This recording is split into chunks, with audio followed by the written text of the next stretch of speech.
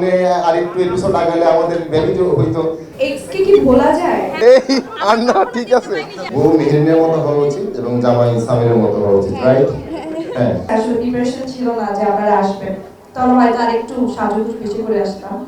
তো যাই হোক, সবার প্রথমে আসলে ধন্যবাদ, মানে অনেক পেয়েছে রাজভাই, হয়তো বা ধন্যবাদের জায়গা মনে হয় ঘুরে গেছে, আসলে আমার জায়গা আছে কিনা জানি না। ধন্যবাদ ধন্যবাদ, থ্যাংক ইউ সো মাচ। এত সুন্দর একটা ক্যারেক্টার আপনি আমাকে দিয়েছেন, যেটা আসলে আমার মনে হয় যে মনে রাখার মতো একটা ক্যারেক্টার। আমি কোথাও গেলে বলতে খুব ভালো লাগে, একটা প্রাউড ফিল হয় যে না, আমি খুব ভালো একটা কাজ করেছি। আর যেটা বললেন যে কান্না করার বিষয়টা, অফকোর্স আমরা যে কাজটি করেছি প্রত্যেকটা এপিসোডে এত সুন্দরভাবে মানুষের মাঝে জায়গা করেছে যে কোনো এপিসোডে মানুষ অনেক হেসেছে। আমাদের রোমান্টিক সিনগুলো দেখে মানুষ চিন্তা করেছে, যারা নতুন নতুন বিয়ে করেছে তারাও থাকে না যে একটু রোমান্টিক হয়ে গেছে।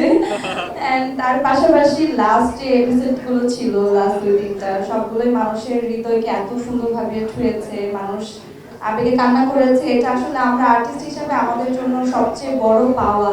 আমরা তো এটাই চাই যে যে কাজটি আমরা করব সেই কাজটি দর্শক খুব ভালোভাবে দেখুক, এবং সেটাও হয়েছে।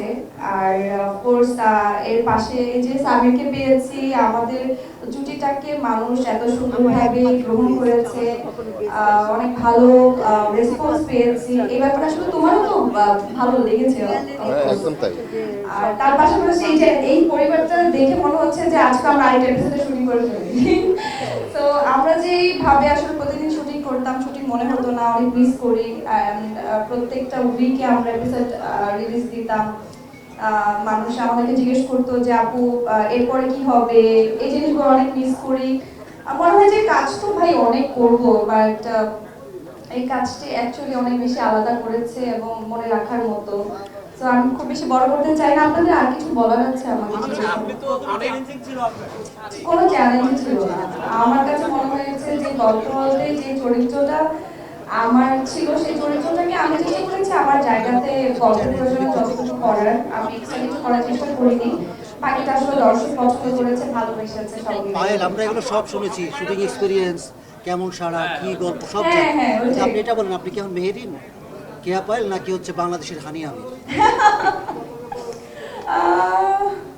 আমি মেহরিন, অফকোর্স। কেয়া পায়েলের বাইরেও এই যে মানুষ যে আমাকে মেহরিন ভাবে চিনে, মানুষ যে আমাকে মানে আমার যেমন আমার নিজস্ব যে সেলুন আছে, ওখানে আমি আজকেও যখন গিয়েছি বলছে আপু আজকে আপনি কিন্তু মেহরিন হতে যাচ্ছে।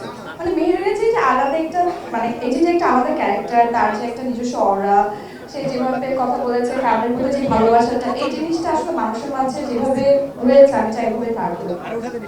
আই থিংক যে এই পর্যন্তই টানা, আমি আর না বলে এখন কি না, সবই ঠিক আছে। আসলে বড় কথা, এই নাটকের পরে যে ব্যাপারটা এস্টাবলিশ হয়েছে বেশি, সেটা হচ্ছে যে বউ হিসেবে মেহেরিন ভালো, বউ মেহেরিনের মতো হওয়া উচিত এবং জামাই সামিরের মতো হওয়া উচিত, রাইট?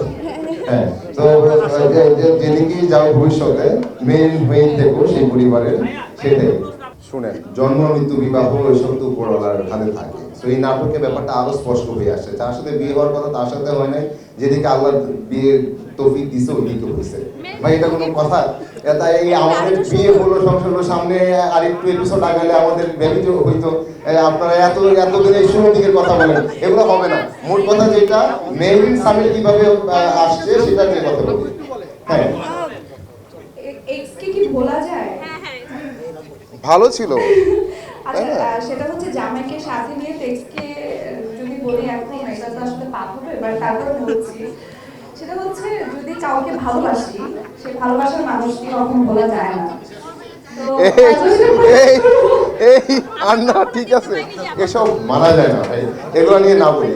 আমরা অন্যদিকে চলে যাই কথায়। সেটা হচ্ছে যে সে বিয়ের সময় খুব একটা বোঝে নাই, কিন্তু বিয়ের পরে বুঝতে পারছে সে তার মানুষটার কাছে আসছে, এবং মানে মানুষটা যথাযথ মানুষের কাছে এসে পৌঁছাইছে এবং সংসারটা সুখী রাখার জন্য সে যথাসাধ্য চেষ্টা করে গেছে।